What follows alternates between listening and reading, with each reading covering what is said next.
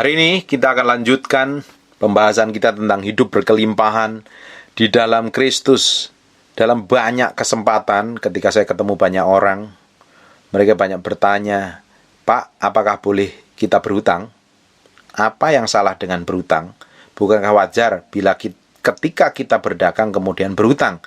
Itulah pertanyaan yang berkali-kali saya dengar. Dan saya sendiri pernah terjerat hutang dagang dengan perusahaan yang nilainya besar sekali, yang membuat saya sama istri keteteran. Dari hal itu, ketika kami benar-benar bisa melunasi hutang tersebut, kami belajar untuk hidup tidak benar-benar mau hutang dengan siapapun. Saya mau free, saya mau hidup bebas dari hutang. Dan saya percaya Tuhan akan membawa kita semua dalam kelimpahan anugerahnya yang ajaib dan dahsyat. Tetapi biasanya sekian waktu kemudian orang yang sama yang bertanya kepada saya itu menanyakan sesuatu yang agak lain. Mereka bertanya, "Pak, bagaimana caranya supaya saya bisa melepaskan diri dari jerat hutang?" Berarti sudah berhutang nih. Perhatikan bahwa apa yang mereka inginkan sekian waktu sebelum akhirnya ingin mereka sudahi sendiri. Dulunya pengen hutang, sekarang akhirnya pengen segera bebas dari hutang.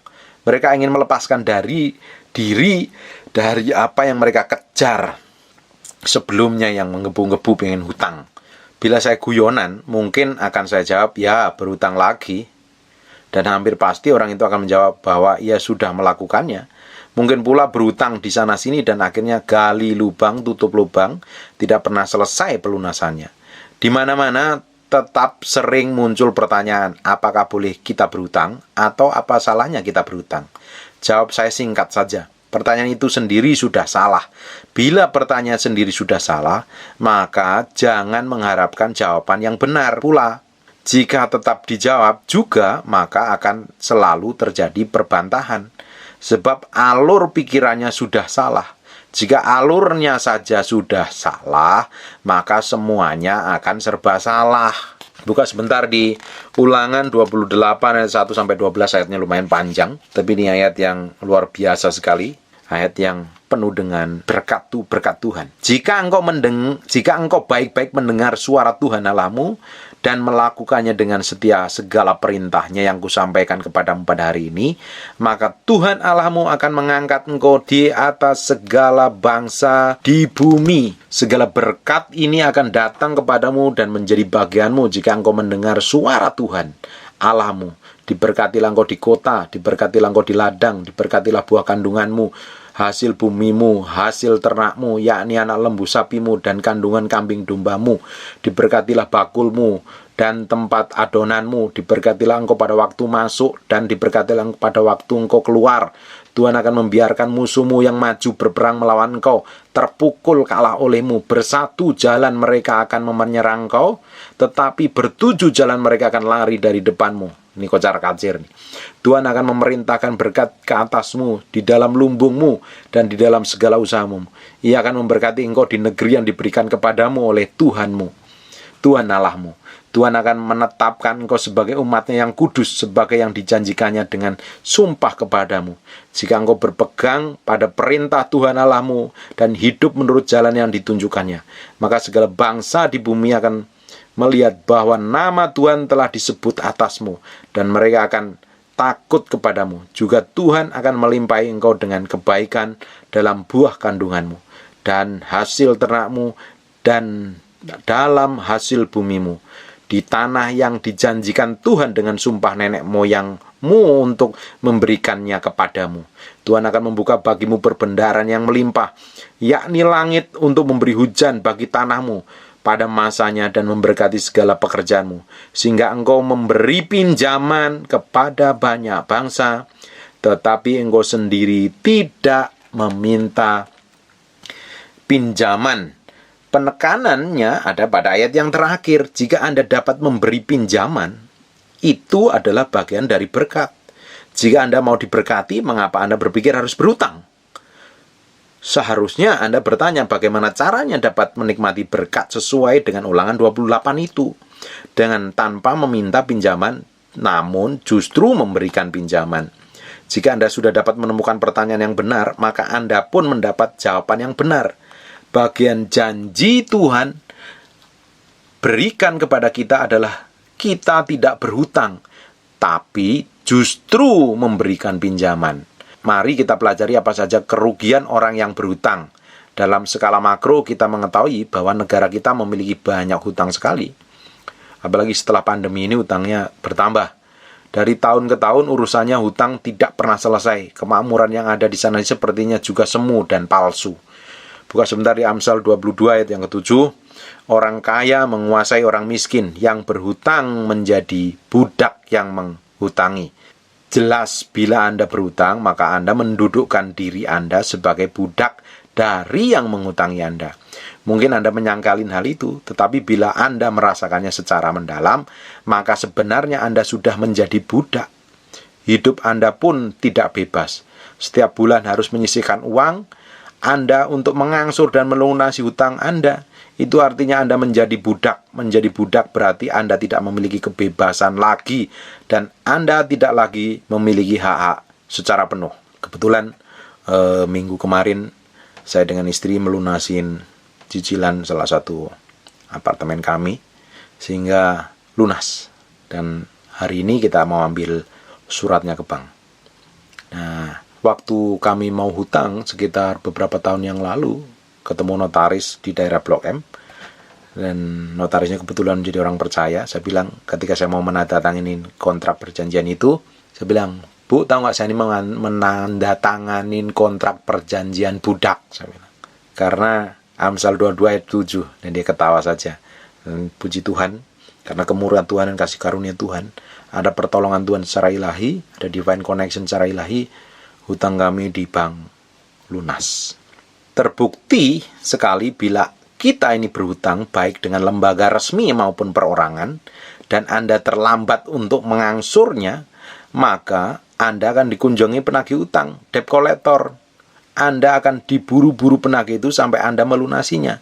Anda mungkin akan dimaki-maki, diancam dan dipermalukan tanpa Anda dapat berbuat apa-apa. Bukankah itu perilaku seorang budak? Saya pernah mengalami hal seperti ini. Salah satu aset kami pernah mau disita bank. Dan puji Tuhan, semuanya beres sampai hari ini. Karena kemurahan Tuhan, kasih karunia Tuhan saja. Makanya jangan sekali-kali menjadi budak dengan berhutang. Kalau bila kita ini tetap memaksa untuk berhutang kepada orang lain, maka sama saja Anda mengatakan, apakah saya tidak boleh menjadi budak? Apakah saya tidak boleh kehilangan hak saya? Sejujurnya, saya mengatakan orang yang ingin berhutang sebenarnya hanya ingin mendapatkan apa yang saat itu tidak dimilikinya. Hutang memang mempercepat Anda mendapatkan harta itu. Tetapi Anda tidak mengetahui konsekuensi yang kelak harus Anda hadapi. Lebih baik Anda melihat apa yang dikatakan oleh firman Tuhan. Buka sebentar di 2 Raja-Raja pasal 6 ayat 1-7. Pada suatu hari berkatalah rombongan nabi kepada Elisa, "Coba lihat, tempat tinggal kami di dekatmu ini adalah terlalu sesak bagi kami. Baiklah kami pergi ke sungai Yordan dan masing-masing mengambil satu balok dari sana, supaya kami membuat tempat tinggal untuk kami." Jawab Elisa, "Pergilah." Lalu berkatalah orang, "Silahkan ikutilah dengan hamba-hambamu ini." Jawabnya, "Baik, aku akan ikut." Maka ikutlah ia dengan mereka. Setelah mereka sampai di sungai Yordan, mereka pun menebang pohon. Dan terjadilah ketika seorang sedang menumbangkan sebatang pohon, jatuhlah mata kapaknya ke dalam air. Lalu berteriak-teriak ia, "Wahai Tuanku, ini barang pinjaman."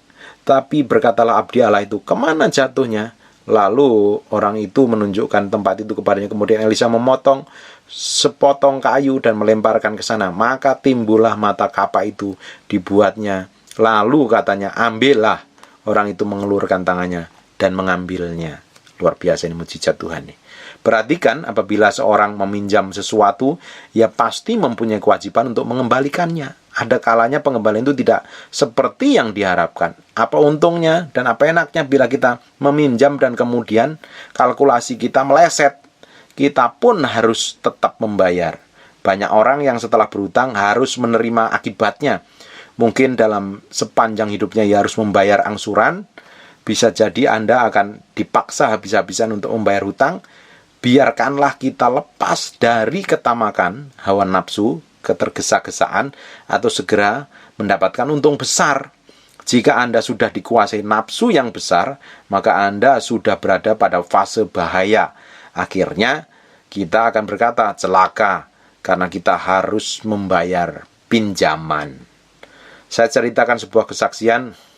Kami berdua, saya bersama istri membuat suatu bisnis usaha, dan tiba-tiba kami mengalami kesulitan keuangan karena ada beberapa faktor, barang yang naik dan banyak hal lah. Ada kesalahan dari pihak kami juga, pengelolaan yang kurang tepat, dan di sisi lain memang kita mengalami kenaikan barang yang sebenarnya bukan kenaikan, ganti harga. Itu menurut saya 2 kali lipat dari modal, dan kita harus supply ke sebuah perusahaan yang besar sekali di Jakarta. Jadi kita harus tetap supply dengan mengalami kerugian yang besar. Akhirnya kami menyisakan hutang yang banyak sekali pada pabrik-pabrik, dan kami sampai mengalami kesesakan banget. Tapi saya menikmati bersama Tuhan. Saya tetap berdoa, dan ujungnya setelah kejadian itu Tuhan cukupi sampai kita bisa bayar hutangnya sampai hari ini. Dan saya dengan istri berjanji untuk tidak mau berhutang kepada siapapun juga, karena itu begitu menjerat kami dan menyiksa kami. Dan saya percaya Bapak Ibu yang hari ini masih memiliki hutang, minta mujizat Tuhan, minta benar-benar Tuhan campur tangan dan ambil komitmen. Nanti ketika sudah dicukupi, sudah dilunasin, jangan mau hutang lagi. Minta terobosan Tuhan, benar-benar kita dibebaskan dari jerat hutang. Karena kami pernah mengalami betapa buruknya keadaan orang yang berhutang. Sebagai budak, Anda benar-benar tidak memiliki harga diri lagi jika Anda tetap ingin berhutang. Lebih baik Anda berpikir 2 kali untuk lebih dahulu sebelum memutuskannya. Tetapi setelah kejadian itu, saya bersaksi kepada Anda bahwa Tuhan itu benar-benar luar biasa. Kami mengalami terobosan yang luar biasa, sehingga singkat cerita hutang itu lunas. Yang penting pelajaran berharga bisa dipetik dari semua pihak bahwa firman Tuhan adalah kehidupan yang luar biasa, bukan sekedar teori. Saya juga menyampaikan pengalaman kami berjalan bersama Tuhan dan apa yang diajarkan Alkitab. Kami pernah mengalami betapa buruknya keadaan orang yang berhutang sebagai budak. Anda benar-benar tidak memiliki harga diri lagi jika Anda tetap ingin berhutang. Lebih baik Anda berpikir 2 kali lebih dahulu sebelum memutuskannya untuk berhutang. Buka sebentar di 2 Raja-Raja 4 ayat 1-7. Salah seorang dari istri-istri para nabi mengadukan halnya kepada Elisa sambil berseru, "Hambamu, suamiku sudah mati, dan engkau ini tahu bahwa hambamu itu takut akan Tuhan. Tetapi sekarang penagih hutang itu sudah datang untuk mengambil kedua anakku menjadi budaknya." Jawab Elisa kepadanya, "Apa yang harus kuperbuat bagimu? Beritahukanlah kepadaku apa yang kau punya di rumah." Berkatalah perempuan itu, "Hambamu tidak punya sesuatu apapun di rumah, kecuali sebuah buli-buli berisi minyak." Lalu berkatalah Elisa, "Pergilah, mintalah bejana-bejana dari luar, daripada segala tetanggamu, bejana-bejana kosong. Tapi jangan terlalu sedikit. Kemudian masuklah, tutuplah pintu sesudah engkau dan anak-anakmu masuk. Lalu tuanglah minyak itu ke dalam segala bejana. Mana yang penuh, angkatlah. Pergilah perempuan itu daripadanya. Ditutuplah pintu sudah itu. Ia dan anak-anaknya masuk, dan anaknya mendekatkan bejana-bejana kepadanya. Sedang ia terus menuang. Ketika bejana-bejana itu sudah penuh, berkatalah perempuan itu kepada anaknya, "Dekatkanlah kepadaku sebuah bejana lagi." Tetapi jawabnya kepada ibunya, "Tidak ada lagi bejana." Lalu berhentilah minyak itu mengalir. Kemudian pergilah perempuan itu memberitahukannya kepada Abdilalah. Dan orang ini berkata, "Pergilah, jualah minyak itu, bayarlah hutangmu, dan hiduplah dari lebihnya engkau serta anak-anakmu." Perhatikan, bila hutang tidak terbayar, orang bisa langsung menjadi budak. Maka saya berharap tidak ada lagi orang yang mengajukan pertanyaan boleh atau tidaknya berhutang. Karena pertanyaan itu sama saja dengan pengajuan untuk diri, sama saja pengajuan diri untuk menjadi budak.